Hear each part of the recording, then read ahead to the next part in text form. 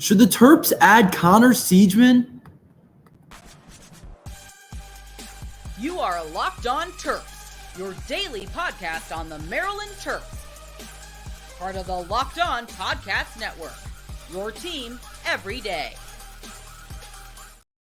What's up, everyone? I'm Tre Moore, video content creator for 247 Sports and InsideMarylandSports.com, and host of Locked On Terps, part of the Locked On Podcast Network, your team every day. So thank you for making us part of your day. And today's episode is brought to you by FanDuel. Make every moment more. Right now, new customers get $150 in bonus bets guaranteed. That's $150 win or lose. Visit FanDuel.com/lockedon to get started.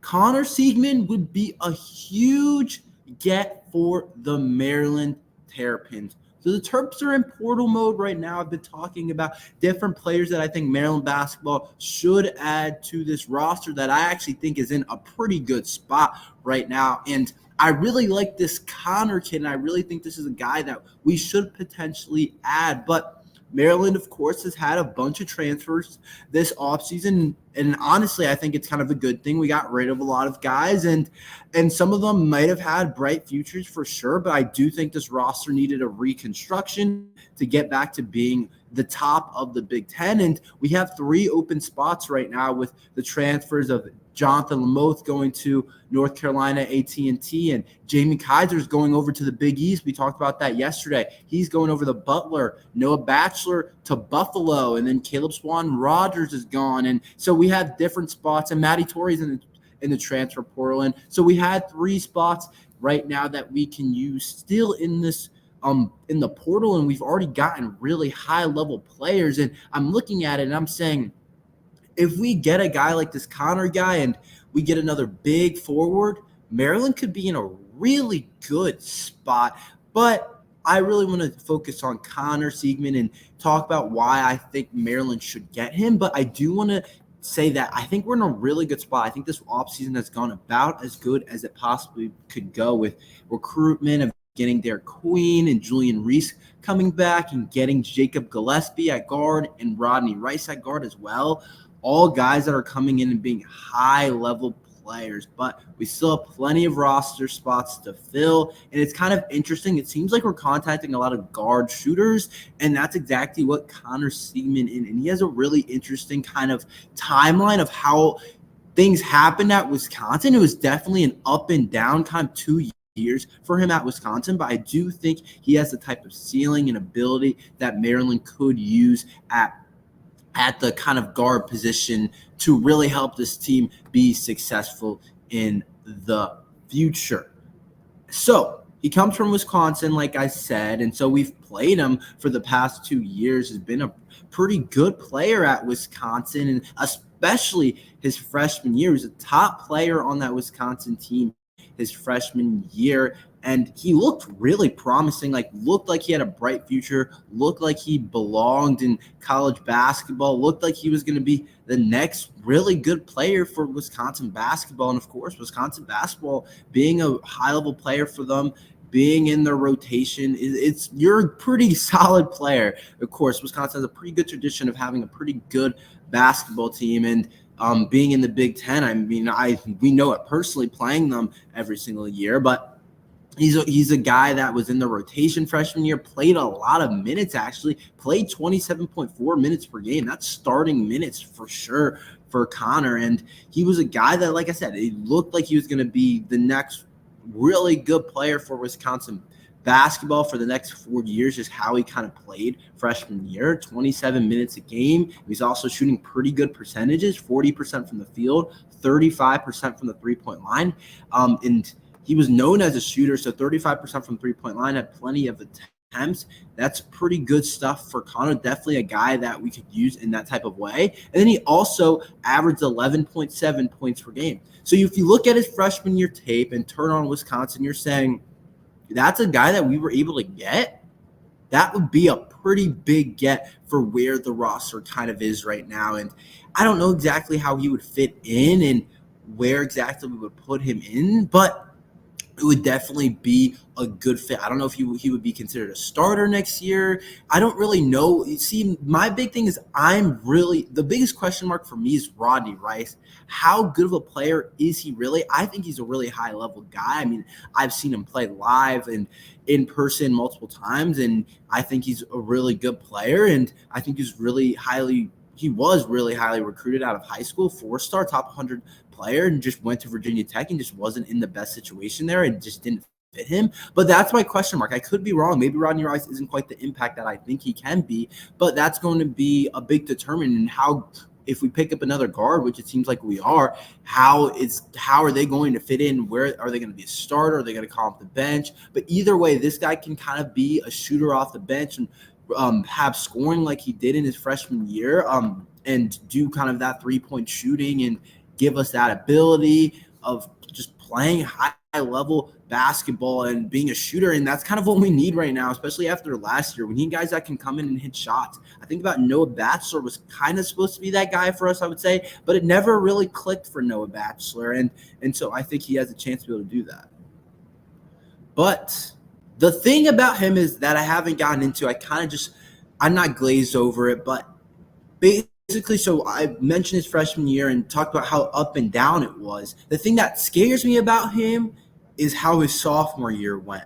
His freshman year, I feel like he could come in and be a starter and be a really high-level player, shoot the 3 ball really well. But the next year, sophomore year, it was a huge slump for Connor, and I don't know exactly why, but there was a big slump for him throughout the year. He didn't play nearly as much, didn't get the same rhythm, didn't do the same things that he did his freshman year, wasn't the same player. And I don't know if that's because Wisconsin just got better or just like, I know he was injured at a certain point and he just didn't come back right, but it just wasn't the same his freshman year compared to his sophomore year. You can look at the numbers. It went way down, only 7.4 minutes a game. Like, he was not playing very much. He was playing very like spot up role type of minutes. Some games he would play more than others. Some games he wouldn't really play much at all. And it was just hard to kind of figure out what happened. And he only averaged 3.2 points per game and 30% from 3. And so some of you guys might have the point to say that this is the guy we should stay away from. This isn't a guy that we should recruit. I don't like how he regressed. And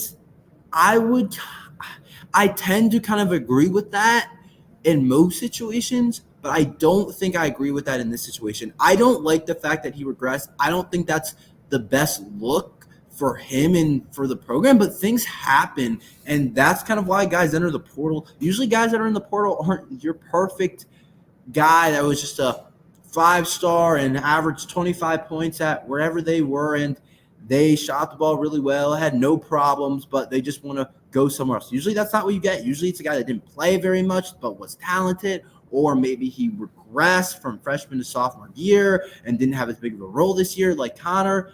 And so that's why my argument is I think this is a guy that I think I want to add. I mean, he dealt with adversity at Wisconsin, and I think that's important to get a guy that dealt with adversity, to get a guy that went from kind of being the stuff freshman year to looking like the future of Wisconsin basketball to being probably kind of the man there for a little bit to kind of going downhill a little bit. I know that's a little bit of exaggeration maybe, but just going downhill and looking at it and like, dang, like I'm not a starter anymore. Like I was supposed to be probably like one of our better players this year, and that's just not happening. And so he dealt with adversity that you're going to have when you're playing in the Big Ten, which is he has been playing in the last couple of years. And so him being able to deal with that, and he's picking somewhere else, but he had to deal with that adversity. I think that's a good kind of player that you want, because you know that if he faces adversity at Maryland, he's going to be used to it. Also, I like that he's played in the Big Ten for a couple of years, and we know that he can produce at a high level like his freshman year at the Big Ten. Some guys just need a new start, but knowing that he can play at that level of the Big Ten and that he put up those numbers freshman year, even though we didn't see it last year, I mean, his role was a lot less, so it's not like he also had much of an opportunity to be able to show it. He wasn't getting the same minutes, and there was probably a reason why he wasn't getting those same minutes, but still, he never really got to prove it. And so, but I do know that he can play at that level. Some guys still have to prove that they can play at that level. Jacoby Gillespie, I think, is going to be awesome for Maryland basketball, but he has to prove that he can play at the Big Ten level coming from Belmont. And so I tend to lean towards guys like that have played in the Big Ten and that have experienced Big Ten bump and understand what that kind of means. But I think he's a guy that can fit in. I think he's a really good piece off the bench, can be a six-man shooter. And if he has to start, I think we're in a fine spot as well, especially if we can get that freshman year. We can get that freshman year version of himself from Connor, and I think that he's going to be able to do that with Maryland. I think Kevin Willard's going to instill confidence in him, and we'll see what happens with the recruiting. I'm not sure if we get him. I know there's plenty of teams that want him and see the type of player that he was his freshman year, but I do think that he has a shot to be a really good player in the Big Ten, and I like him. I think he works. I think he can come off the bench. I think he can start. I think he shoots a three ball really well, and that's kind of what we need, and I like how we've kind of developed this roster, and if we add him, I think we're pretty much set at 1 through kind of 2, especially you can't forget Jahari Long. I'm still unsure. I think he's fine from that injury that happened in the Big Ten tournament. I think he's okay, but Jahari Long, you can't forget, still there. Chance Stevens still there. And so if we add him, I think we're in a pretty good spot in terms of guard depth overall. The transfer portal is open for football. Should Maryland football add any positions? I will talk about that after this ad from FanDuel and Monopoly Go. It's playoff time in the NBA and NHL. Baseball's in full swing, and FanDuel is your place to bet on every game. Right now, new customers get $150 in bonus bets guaranteed. That's $150 win or lose, guys. That sounds like a great deal over on FanDuel. You guys have to get over there. You cannot miss out on a deal like that. Bet everything from slap shots to home runs to slam dunks, all on the app that is safe, secure, and easy to use. What are you waiting for? Visit FanDuel.com/lockedon and make your first bet an automatic win. FanDuel, America's #1 sports book. We've all been there before, either as a player or a fan. It's halftime and the scoreboard is not looking good. You're feeling low, not sure if your team can pull out a win. That's when you dig deep, lift your heads up, and say to yourself, time to get back in the game. Pull some bank heists and take as much of my friend's money as I possibly can. That's right. The smash hit mobile game Monopoly Go lets you compete with your friends to get the most richest and the biggest empire. It's Monopoly you love, but on your phone, anytime, with tons of twists, including leaderboards to compare your progress to your buddies. There's so much to do. Play on countless dynamic Monopoly boards. Make your friends bankrupt by smashing their landmarks with a wrecking ball. Charge other players for rent for your iconic properties. You can even work with your friends to crack open community chests and in tournaments to get extra rewards and climb the leaderboard. So get back out there and put on the game face and download Monopoly Go, now free on the App Store or Google Play. Let's talk some Maryland football transfer portal news. Should Maryland add anybody in the portal? I think it's an important conversation to have with the portal open, and I kind of want to give my opinion on it if I think the Terps should add anyone in the portal. Of course, it's open now, and I'm going to go ahead and say yes. I think there's plenty of positions that you should add, and I want to first, before I get into the individual positions and why, I want to first off saying this. If there's a great player in the portal and he wants to play for Maryland football and you have a shot to get him and he's a high-level guy that can contribute, I don't really care what position he plays.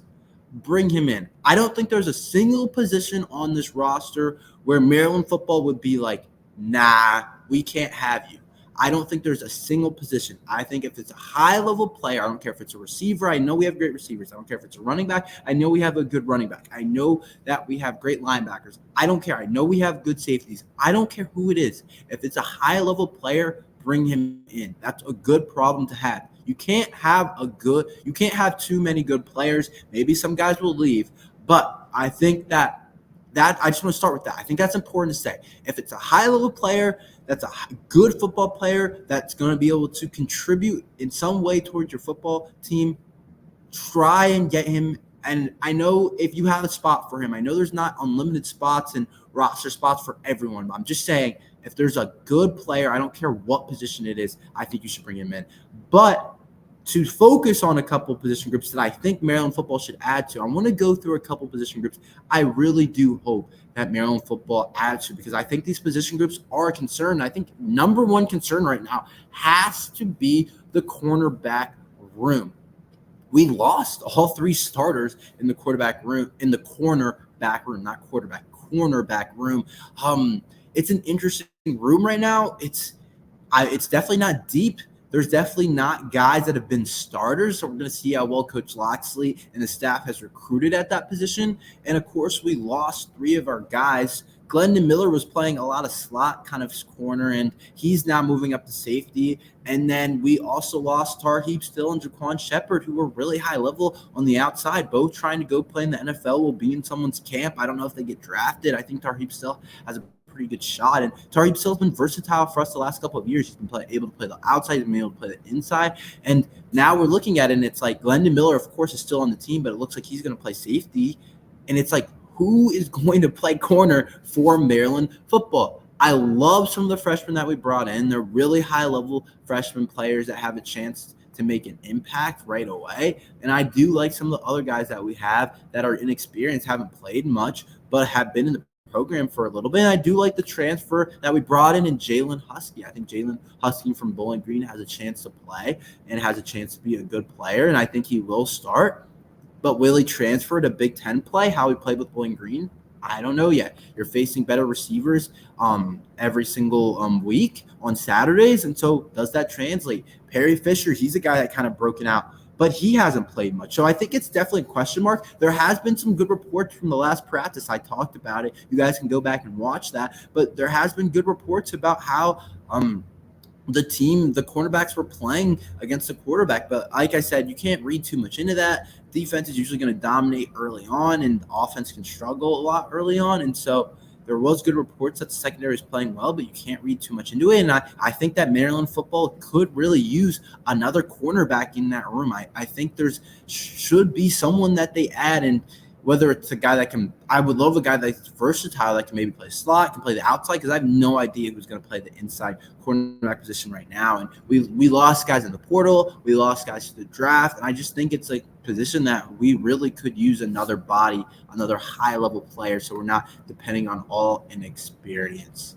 Tight end, I would love to add another tight end. Don't get me wrong, there's a really good duo with Dylan Wade and Preston Howard, but they're inexperienced and young. And Preston Howard has played a lot last year, but he wasn't the starter. That was Corey Dyches, who's now transferred to Charlotte. And I think that adding someone else could really help them out. And with Dylan Wade, you're like, this is a guy, it sounds like we're going to have to get on the field because he's playing at such a high level, but he's just going to be a sophomore. He's a freshman right now. So you're looking at a redshirt sophomore and you're looking at a true sophomore. And it's like, I would love to add someone else to that room. I think we could really use someone else in that room, someone more experienced, maybe a guy more of a blocker. And I know Preston Howard is kind of like last year had to be a blocker because he was tight end too, but he's a really good receiving threat, and so is Dylan Wade. I think he's more of a receiving threat than blocker. So maybe we can add a guy that's more of a bigger body blocker that we can use in maybe heavier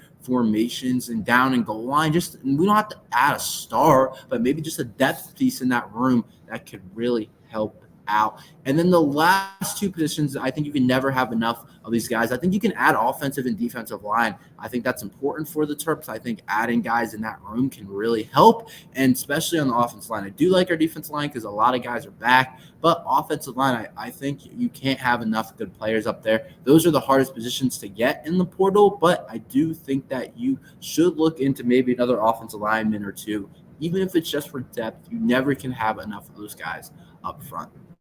There's one position we didn't talk about. Should Maryland football add a quarterback in the portal, or would that be stupid? I will tell you about that after this ad from LinkedIn Jobs. These days, new potential hires can feel like high-stakes wagers for your small business. You want to be 100% certain you have access to the best qualified candidates available. You guys have to check out LinkedIn Jobs. LinkedIn Jobs helps find the right people for your team faster and for free. A lot of people need jobs right now, and if you want to find someone amazing for your company, LinkedIn Jobs helps find the qualified candidates you want to talk to faster. Really helps speed up the process. So post your job for free at linkedin.com/lockedoncollege. That's linkedin.com/lockedoncollege to post your job for free. Terms and conditions apply. I do not think it's crazy to add another quarterback to the Maryland football room. I understand that the room, there's a lot of bodies in there, and it's a three-way competition. And adding another quarterback could be stupid. It could force someone out and leave in the portal. But at the end of the day, I feel like you're not there to make people happy. And how the current state of things, I'm not there every day. If you think you have a starter in that room, then go ahead and let it battle out. But like I said before, you can never say no to a good player. And I'm not saying there's going to be a good quarterback out there that we can realistically add. I don't know if someone would want to come in and compete, or maybe someone can come in and feel like they can be the man right away. And maybe that's true. But if there's a guy in the portal that's a high-level quarterback for some reason, and it's not easy to get those guys because everyone's going to want a quarterback. But if there's a high-level quarterback, I don't think it's crazy for Maryland football to add them. I don't. Because right now, how the reports have been going, I don't know if there's a guy in that room that Coach Loxley loves at the end of the day. I don't know if there's someone that he loves. I think he likes all three. I don't think he loves any of them. I think he loved Talia as a player. Maybe Talia did some crazy stuff that at times his turnovers kind of drove you crazy. But I think as a Maryland quarterback, where the program was, I think he loved Talia. I think he brought out a swagger, and I think he was a high-level player. And there was no question that he was the starter. I don't think he loves any of these three guys. I think he really likes Cameron Edge, and he brought in MJ Morris for a reason, but I don't know if he loves Billy Edwards. I don't know if he loves Cam Edge. I don't know if he loves MJ Morris. I think he likes all three of them and thinks that all three of them can potentially be starters down the road. But he might not think any of those guys are ready to take this program to the next step. And I don't think it's crazy to say that there's probably a pretty good shot that he probably thinks that.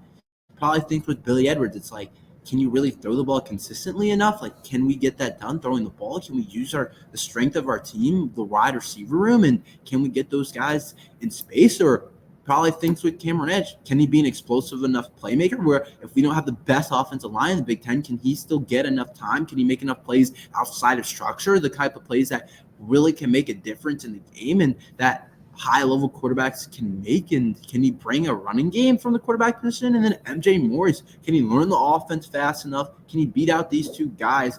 He's been a high-level player, but can he show what he was at NC State at times? I think those are the question marks you have to ask. And I'm looking at it, and I don't know what quarterbacks are going to enter the portal, but I'm guessing there's going to be a couple. And so I'm thinking, would it be crazy for Maryland football to add somebody else to that quarterback competition, or add someone else that could definitely be the starter? I don't think so. If you don't like the way it's going right now, if you don't think that you have a starter in that room, I don't mind bringing someone else in that can compete. Or what? We're going to go into the season and be like, this is our starter eventually, and and maybe he has to go back and forth, and it's a whole thing, and we don't look good, and we have a down season because of it. No, like, I don't think this is about feelings here. We can't be thinking about, this might not make MJ Morris feel good because we just added him to the portal. Or this might not make Billy Edwards feel good because he's been in the program for a while. I don't think we have to worry about that. And if they're the guy for the job, then they're going to prove that. But I think that you have to put your roster and your other players that I think you have some really good players on the team in front of that and say, we might have to add another QB in the portal to make sure we get the most out of just the quarterback competition, bring out competition, and the most out of a potential starter. And adding another guy shouldn't hurt. Maybe it can hurt their confidence a little bit, but if you're the guy, you're the guy, whether you're the guy coming in or you're the guy that's already there. And I think that's bringing in more competition doesn't hurt. I don't think they do it, but I do think that it could be something that might not be a dumb choice for Maryland football. I doubt they do it, but I wouldn't hate the decision. But there's also the other side that it's like, come on, like we have 3 guys in that room, and we definitely do like maybe Coach Loxley does love a couple of guys or one of those guys and just hasn't quite said who that guy is. He doesn't love all 3. I'll say that right now. I know that for a fact. He does not love all 3 of those guys. And I'm not saying he doesn't love them like he doesn't like them as a person. I'm just saying like there's a difference between liking a quarterback and liking a player than loving him as a player. And he doesn't love all 3 of them, but I think he might love one of them, and he just hasn't quite said it yet. We'll see what happens with it. I don't think it's dumb for the Terps to add someone in the portal. That's all we have for today. Thank you for listening to Locked on Terps. Make sure you like and subscribe. We're here every day talking Maryland football and basketball. So thank you for listening to Locked on Terps.